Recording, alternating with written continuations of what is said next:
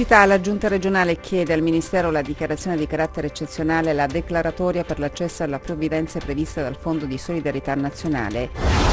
In Calabria cresce la raccolta differenziata, ma la tassa sui rifiuti rimane invariata. A Reggio Calabria tra le città più care. La Corte di Cassazione ha assolto il senatore Piero Aiello dall'accusa di corruzione elettorale. Disegnati i collegi elettorali in vista delle elezioni politiche in programma nella primavera del 2018, il decreto approvato dal Consiglio dei Ministri. Cosa cambia in Calabria per Camera e Senato? Mai più rigopiano, la sinergia di Carabinieri e Vigili del Fuoco che stamattina a Cosenza hanno firmato un protocollo d'intesa in prefettura. L'avvertenza dei ginecologi dell'ospedale Iazzolino di Vibo Valentia sul tavolo del prefetto, la denuncia del direttore dell'azienda sanitaria, non si riesce a nominare il primario. Bollette dell'acqua non pagate a Palmi, vero e proprio record di morosi, il sindaco avvia le verifiche e minaccia chi non paga non avrà il servizio. Buonasera dalla redazione del TG10, dunque parliamo di siccità in apertura del nostro giornale perché la Giunta regionale ha chiesto al Ministero la dichiarazione di carattere eccezionale e la declaratoria per l'accesso alle provvidenze previsto dal Fondo di Solidarietà Nazionale. I danni causati dalla prolungata siccità sono davvero ingenti. Il crollo delle precipitazioni ha messo in ginocchio molte aziende agricole, le piogge sono scarse e l'agricoltura è in serie difficoltà. E così la Giunta regionale, che già lo scorso luglio aveva chiesto al governo la dichiarazione dello stato di calamità, adesso, su proposta del presidente Oliverio, ha deciso di richiedere al Ministero delle Politiche Agricole, Alimentari e Forestali la dichiarazione di carattere eccezionale proprio per la grave e prolungata siccità che si è verificata in Calabria nel periodo tra aprile e settembre di quest'anno. La Giunta inoltre ha chiesto la declaratoria per l'accesso alle provvidenze previste dal Fondo di Solidarietà Nazionale. Le imprese agricole infatti proprio a causa della mancanza di pioggia hanno subito perdite ingenti, già perché il 2017 è tra i più siccitosi da oltre 200 anni. Un andamento climatico anomalo che ha compromesso molte coltivazioni e l'accesso ai benefici del Fondo di Solidarietà Nazionale dunque per le imprese agricole sarebbe una vera e propria boccata d'ossigeno. L'avvertenza dei tirocinanti calabresi. Ebbene, adesso con una lettera inviata al Ministro del Lavoro, alla Direzione Generale Regionale Ammortizzatori Sociali dell'INPS, la Regione Calabria ha chiesto di poter utilizzare subito 15 milioni di euro per il pagamento di 3 mensilità ai circa 6.000 disoccupati impegnati nei percorsi di tirocinio formativo. In Calabria cresce la raccolta differenziata dei rifiuti, ma la tassa proprio sui rifiuti rimane invariata. Reggio Calabria è tra le città più care. In Calabria cresce la raccolta differenziata, ma la tassa sui rifiuti non cambia. Rispetto al 2015, infatti, nella regione la differenziata è cresciuta dell'8,2%, mentre la tassa annuale sui rifiuti urbani è rimasta in media 296 euro, senza variazioni dunque rispetto al 2016. Dalla rilevazione dell'Osservatorio Prezzi e Tariffe di Cittadinanza Attiva emergono inoltre differenze notevoli tra i capoluoghi di provincia. Ebbene, Reggio Calabria è tra le città più care. In riva allo stretto si pagano ben 459 euro all'anno, mentre Vibo Valentia con 173 euro annui rientra tra i 10 capoluoghi più economici. La Corte di Cassazione ha assolto il senatore Piero Aiello dall'accusa di corruzione elettorale. Assolto in Cassazione il senatore Piero Aiello dall'accusa di corruzione elettorale, la Corte Suprema ha dichiarato inammissibile il ricorso del procuratore generale contro la sentenza della Corte d'Appello di Catanzaro a renderlo noto il difensore del parlamentare Nunzio Raimondi. Aiello, coinvolto nell'inchiesta Perseo, era accusato di voto di scambio, in particolare di aver agevolato la consorteria di 'Ndrangheta lametina nelle regionali del 2010, visibilmente provato. Aiello in una prima dichiarazione ha detto: è stata necessaria una incrollabile fiducia nella giustizia per arrivare al termine di questi 3 gradi di giudizio. In questo momento di intensa emozione per veder riconosciuta ancora una volta la mia totale estraneità ai fatti, il mio pensiero, ha aggiunto, va alla mia famiglia, alla quale è stata inflitta un'umiliazione inqualificabile e che pur tuttavia mi ha sostenuto in tutto. Posso riprendere, ha concluso, ora la mia strada al servizio della comunità, degli ultimi e non protetti, guardando con fiducia al futuro. Il senatore Aiello ha precisato infine il difensore Raimondi è stato definitivamente assolto dalla più infamante delle accuse per un politico, essere sceso a patti con la criminalità. Per Aiello e la sua famiglia è la fine di un incubo. Licenziato dal Consiglio dei Ministri il decreto che ha disegnato i collegi elettorali in vista delle prossime politiche. Il primo passo dunque di una lunga campagna elettorale, in realtà già iniziata vista l'assidua presenza di leader nazionali in Calabria per riorganizzare partiti e movimenti. Grandi manovre nei partiti anche in Calabria per le politiche di primavera che da oggi sembrano più vicine. Approvata dal Consiglio dei Ministri la designazione per i nuovi collegi elettorali per la Camera dei Deputati e il Senato della Repubblica. 8 i collegi uninominali previsti per la Camera: Reggio Calabria, Palmi, Vibo Valentia, Catanzaro, Crotone, Cosenza, Corigliano Calabro e Castrovillari. 12 i seggi con il sistema proporzionali suddivisi in 2 collegi nord e sud. Nel primo compresi Crotone, Cosenza, Corigliano Calabro e Castrovillari, nel secondo Reggio Calabria, Palmi, Pibbo e Catanzaro. 4 i collegi uninominali per il Senato: Corigliano Calabro, Crotone, Castrovillari, Cosenza, Catanzaro, Vibo Valentia, Reggio Calabria, Palmi. Per il proporzionale previsti 6 seggi. Definita la griglia, che ora dovrà avere il via libera dal Parlamento, si potrà procedere con la definizione delle strategie elettorali e la scelta dei nomi. Sulla Calabria c'è molta attenzione, come dimostrano le frequenti visite di leader nazionali.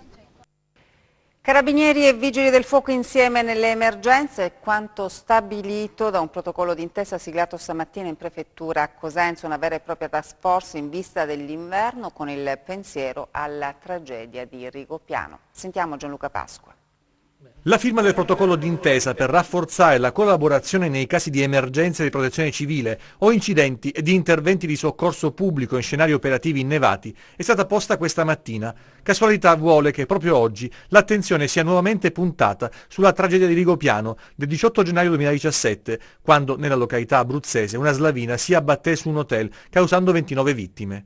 L'inchiesta in corso vede 23 indagati, tra cui l'ex prefetto, sindaci e funzionari regionali, per presunti abusi, omissioni e colpevoli ritardi. È proprio per scongiurare casi del genere che sotto l'egida della prefettura di Cosenza, Vigili del Fuoco e Carabinieri metteranno insieme uomini, mezzi e conoscenze. Si tratta di un'attività, quella del soccorso, imprescindibile, di cui ci si accorge della fondamentale importanza soltanto quando poi si verificano disastri o eventi drammatici. Ebbene, noi abbiamo la volontà di attivarci preventivamente allo scopo di trovarci pronti per qualsiasi evenienza. I Vigili del Fuoco avranno la possibilità di sfruttare la presenza capillare dell'arma sul territorio e anche i mezzi a loro disposizione. Questo scambio professionale è uno scambio che avviene a livello istituzionale, è lo Stato che si muove per cercare di essere sempre pronti nell'immediato. Quindi parteciperemo a concorsi di formazione, parteciperemo con la possibilità di avere personale sia dell'Arma dei Carabinieri che dei Vigili del Fuoco pronti per intervenire nell'immediato, per prestare soccorso soprattutto alla popolazione. I Carabinieri avranno il supporto dei Vigili del Fuoco per ottimizzare gli interventi in aree dove l'operatività è limitata. Potremo contare su dispositivi pienamente integrati che potranno operare in situazioni di criticità, in scenari operativi complessi quali possono essere quelli in zone montane, in situazioni di pesante innevamento. Non c'è pace per la divisione di ginecologia dello Iazzolino a Vibo, la vertenza finisce in prefettura. Il direttore generale Sbotte dice non si riesce a nominare il primario. La vicenda delle pessime condizioni in cui versa ormai da tempo il reparto di ostetricia e ginecologia dell'ospedale Iazzolino di Vibo Valentia è dunque finita sul tavolo del prefetto. Guido Longo infatti ha voluto rendersi conto di persona della situazione convocando un tavolo politico istituzionale al quale hanno risposto in blocco i sindacati, in parte la politica, ma puntualmente è stato ignorato dal commissario Scura che a Vibo Valentia non si è fatto vedere. Al di là delle immancabili, per lo più inutili parole, rimane la denuncia del direttore generale dell'azienda sanitaria di Vibo Valentia che non riesce, ovvero non è stata finora messa nelle condizioni di poter nominare il primario di questo reparto finito sulla graticola. Ho portato una serie di relazioni a dimostrazione che le cose non sono proprio così come sono state denunciate. È stato fatto finalmente il sorteggio, ci sarà questa commissione, arriverà questo primario a risolvere i problemi?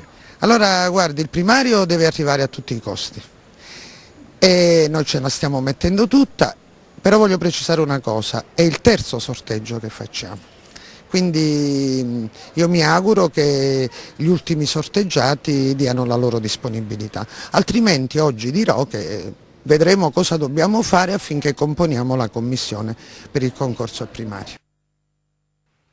Agguato a Reggio Emilia è freddato sull'uscio di casa un 31enne di Cutro. Questa ed altre notizie nelle nostre brevi di cronaca. Agguato nella notte a Reggio Emilia, un 31enne, Francesco Citro, è stato freddato sull'uscio di casa. L'uomo, autista di professione, padre di 3 bambini, era originario di Cutro nel Crotonese. 3 ore prima era stata data alle fiamme l'auto della moglie. Sull'omicidio indagano i carabinieri.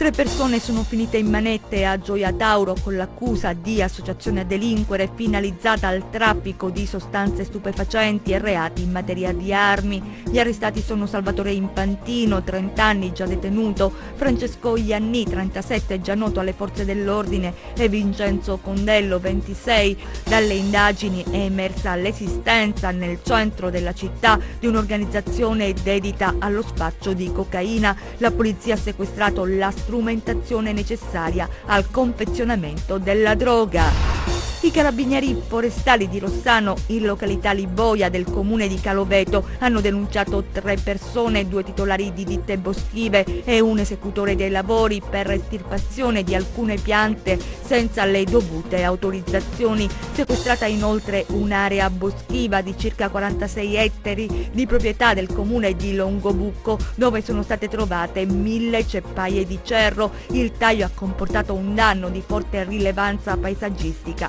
ambientale, naturalistica. Rubinetti a secco a Catanzaro a causa di una rottura sull'adduttrice Maggisano Alli di competenza della Sorical. I tecnici al lavoro, la situazione tornerà alla normalità, è scritto in una nota entro domani.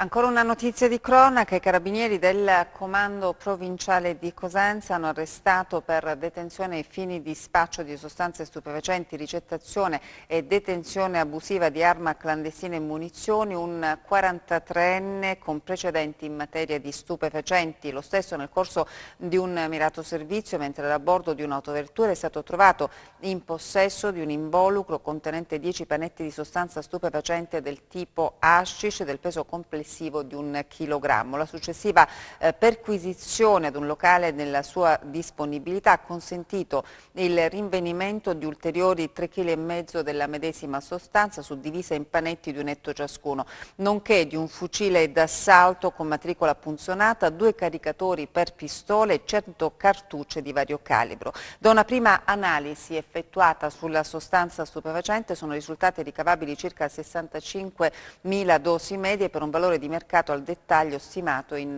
25.000 euro. L'arma da fuoco invece sarà trasmessa ai RIS Carabinieri per accertamenti balistici e verificarne l'eventuale utilizzo in fatti di sangue. Ci spostiamo adesso a Palmi, dove si registra un record di morosi per le bollette dell'acqua. Il primo cittadino ha avviato le verifiche e minaccia: chi non paga non avrà il servizio.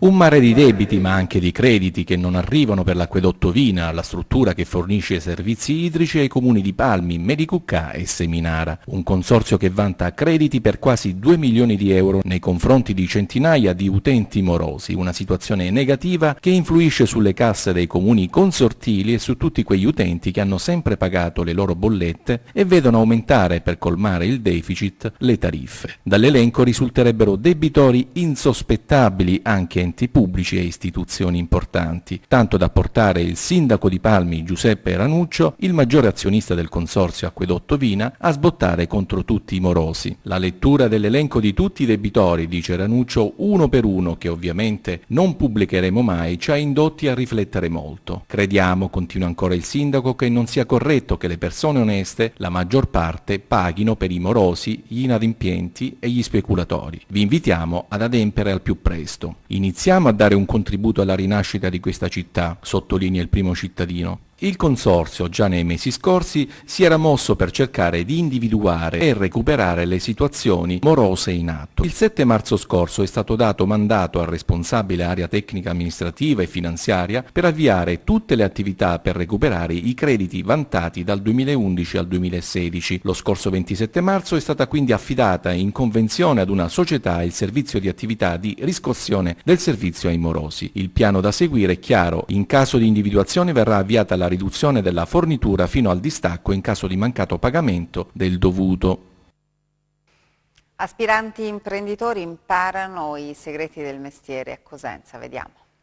Si sta svolgendo a Rende il workshop Made in Calabria, metodi pratici per fare impresa sul territorio. È un corso di formazione organizzato dal Club Giovani Soci della BCC Mediocrati in collaborazione con l'Associazione Futuro Digitale, gratuito e accessibile a tutti. Si parte dall'esaminare i progetti da poter mettere in campo in un mondo in continuo mutamento, per passare poi allo sviluppo dell'idea e arrivare infine alla gestione vera e propria dell'impresa. Noi abbiamo cercato di seguire step by step il pensiero, l'iter che può seguire un ragazzo, un giovane che vuole avviare un'attività. La prima giornata è stata giovedì scorso e ha parlato di ho un'idea, insomma partire da un'idea e capire se effettivamente è realizzabile oppure meno nel mercato del lavoro attuale. La seconda giornata, che è oggi, invece tratterà una parte più tecnica, tratterà di business plan, vari modelli di business e l'accesso ai finanziamenti per le aziende, quindi come capire dove recepire dei finanziamenti per poter avviare l'attività. La terza giornata invece sarà praticamente una visione generale del mercato del lavoro attuale con il professor Aiello e la professoressa Olga Ferraro dell'Università della Calabria, che ci spiegheranno come muoversi nel mercato attuale dell'imprenditoria e del lavoro. Agli incontri, oltre ad ospiti ed esperti, hanno partecipato anche gli studenti del Liceo Scientifico Scorza di Cosenza nell'ambito delle iniziative di alternanza scuola-lavoro. Fare impresa in Calabria è possibile, è stato sottolineato, basta essere intraprendenti ed avere coraggio e fantasia. Certo che si può fare impresa anche in Calabria, abbiamo bisogno di tanta fantasia, gli imprenditori sono curiosi per definizione e la Calabria ha anche bisogno di tante sinergie, di belle collaborazioni fatte di appunto organizzazioni come le nostre, di giovani che hanno iniziativa, curiosità e tante altre cose positive. Tante le iniziative per il 25 novembre, la giornata di sensibilizzazione contro la violenza alle donne, in campo la Fondazione Roberta Lanzino. Sabato 25 novembre si celebra la giornata internazionale contro la violenza sulle donne. Per consentire a tutte le scuole un momento di approfondimento e di riflessione, l'amministrazione comunale ha anticipato la celebrazione. In particolare l'assessore Lanzino Spadafora ha invitato i dirigenti scolastici degli istituti comprensivi della città e ha donato loro una copia del cortometraggio Le chiamavano farfalle, realizzato qualche anno fa dalla Fondazione Roberta Lanzino. La giornata del 25 è dedicata a 3 donne che pochi conoscono e le conoscono poche perché noi abbiamo un difetto di origine. I libri di scuola non parlano della storia al femminile e questa è una cosa che devono affrontare innanzitutto le scuole. Questo sussidio didattico è la storia delle sorelle Mirabal, tratto da un libro che è stato scritto da una esiliata, Julia Alvarez, che sotto la dittatura di Trujillo ha dovuto allontanarsi dalla sua terra, mentre le sorelle Mirabal, 3 delle 4 sorelle Mirabal, sono state trucidate. Non si sa se sono state violentate, ma non è questo il problema. Loro lottavano per la libertà, ecco, erano donne che partecipavano. Noi studiamo tanti uomini che hanno partecipato, non vedo perché non dobbiamo conoscere il contributo femminile, è un peccato. Domani, sabato 25 novembre, Cosenza illuminerà di rosa la confluenza dei fiumi. L'illuminazione di uno dei luoghi simbolo della città diventerà la cornice delle varie manifestazioni promosse sul territorio dalle diverse associazioni per celebrare la giornata internazionale contro la violenza di genere. E adesso le imprese di Nicola Zaccato, l'uomo delle vette.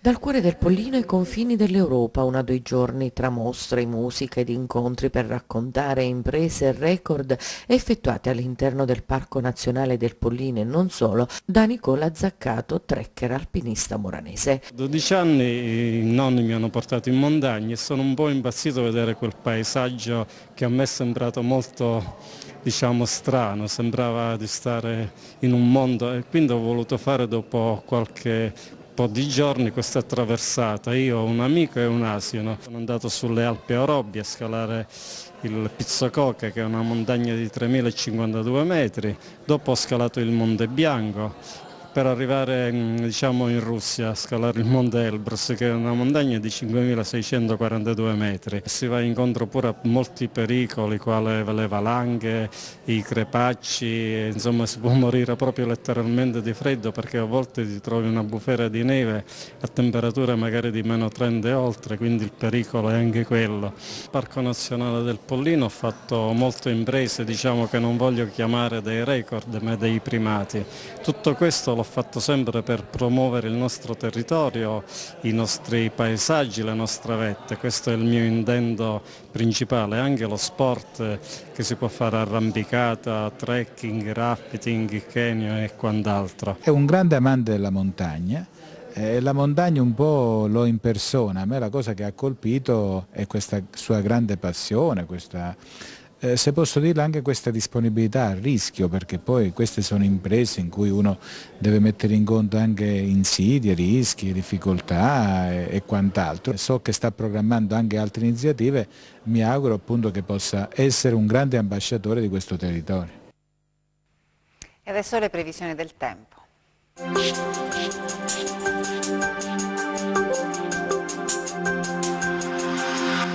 Ben ritrovati da meteoincalabria.it.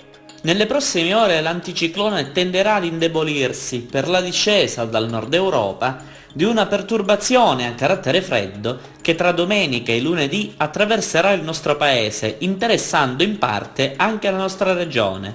Domani ancora sereno o poco nuvoloso, ma con tendenza ad aumento della nuvolosità a partire dai settori tirrenici, dove in serata non si esclude qualche pioggia. Temperature ancora sopra le medie del periodo. Vediamo ora invece la previsione di mari e venti. Domani ancora mari calmi con venti deboli da quadranti meridionali, ma motondosi in aumento in serata sul Tirreno.